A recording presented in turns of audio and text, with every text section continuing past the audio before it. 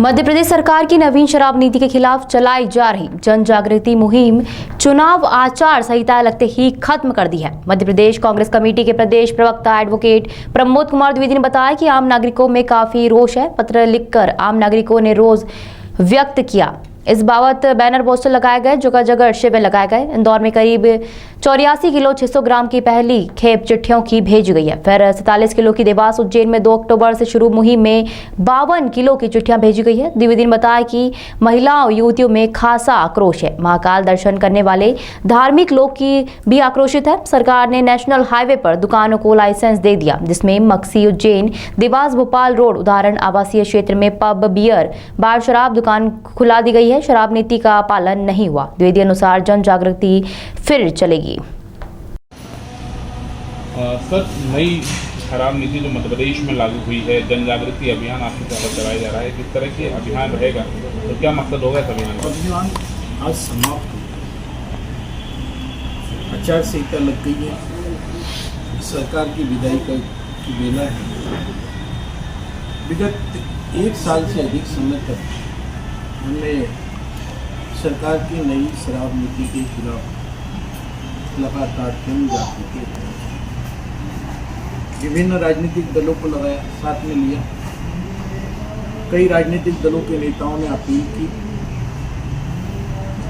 पहली कड़ी में 84 किलो 500 ग्राम की चिट्ठियाँ इंदौर कमिश्नर को हम देने आए थे, नहीं ली गई। मुख्यमंत्री निवास भेजी गई, बंडल वापस आया, 3 बंडल लिए गए, फिर डाक से भेजे। फिर दूसरी चरण में हमने 47 किलो चिट्ठियाँ भेजी थी। पश्चात ये था कि इंदौर के आसपास के शहरों में देवास और उज्जैन रथ यात्रा के माध्यम से मुहिम चलाना थी। स्वास्थ्यगत कारणों से मैं वो मुहिम नहीं चला पाया, लेकिन प्रशासनिक अधिकारियों ने भी अनुमति। कुछ घटनाएं कारित की जा सकती थी, ये आशंका और कुशंकाएं भी मन में थी। फिर भी हमने बैनर और पोस्टर के साथ साथ घरों तक जनसंपर्क किया। परसों आचार संहिता जैसी ही लगी, हमने बंडल मंगा लिए हैं। कुछ महिलाएं आज आकर के वो बंडल के साथ फोटो खिंचाना चाहती थी, लेकिन हमने एक नियम बना रखा था। उस नियम के तहत वो 12:30 बजे देवास और उज्जैन से आकर के डाकघर में भेजेंगी। डाकघर से पूरे पत्र मुख्यमंत्री निवास पहुंचेंगे। जन जागृति अभियान में हमने सिर्फ जो देखा है, मर्मांत पीड़ाएं हैं। कोरोना काल में कई परिवार बर्बाद हुए। उससे ज़्यादा विभत्स दृश्य ये देखने को मिला कि बाप बेटे एक साथ शराब की लत के कारण बर्बाद हुए। कई घरों में कमाने वाले नहीं, तो कई घरों में जहरीली शराब के दुष्प्रभाव दिखे लोग। तो धार्मिक आस्थाएं आहत होती हुई भी दिखा, जैसे कि महाकाल लोक आपने करोड़ों रुपए का बना दिया। शराब नीति कहती है कि नेशनल हाईवे पर शराब की दुकानें नहीं होना चाहिए, परंतु आप भोपाल रोड पर चले जाएं, उज्जैन रोड चले जाएं, मक्सी रोड चले जाएं, मक्सी के आगे शाजापुर रोड चले जाएं, इन पूरे क्षेत्रों में नेशनल हाईवे पर शराब की दुकानें। दूसरी संस्कृति जो सबसे ज्यादा घातक हो रही है, वो पब की संस्कृति देखिए।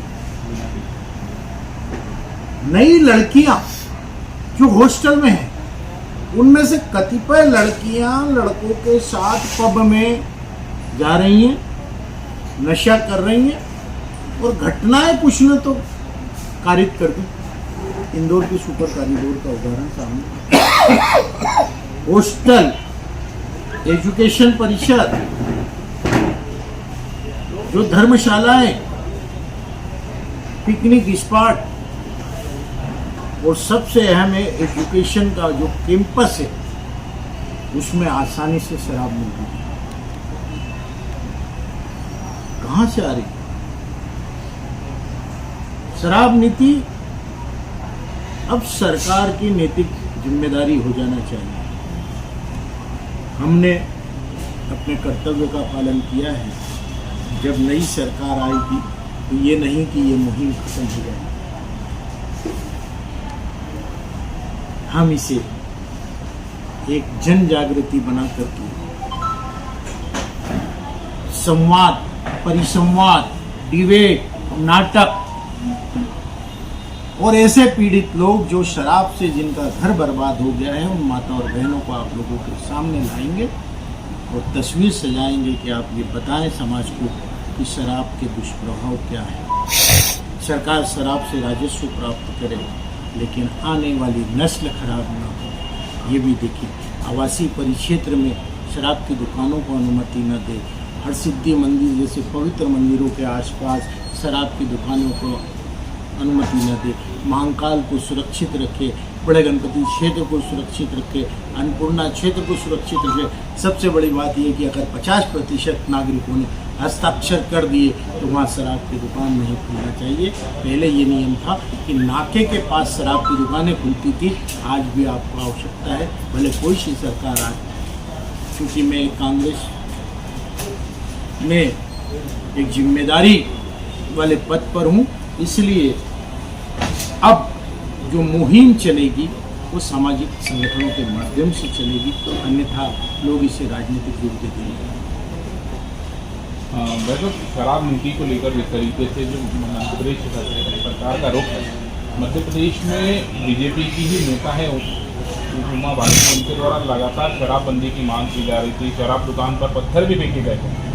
बावजूद उसके बीजेपी की सरकार ही जो है वो शराब नीतियों में कोई सख्ती लाने को तैयार नहीं है, बल्कि और व्यवस्थाएं जो हैं लचर होती जा रही हैं।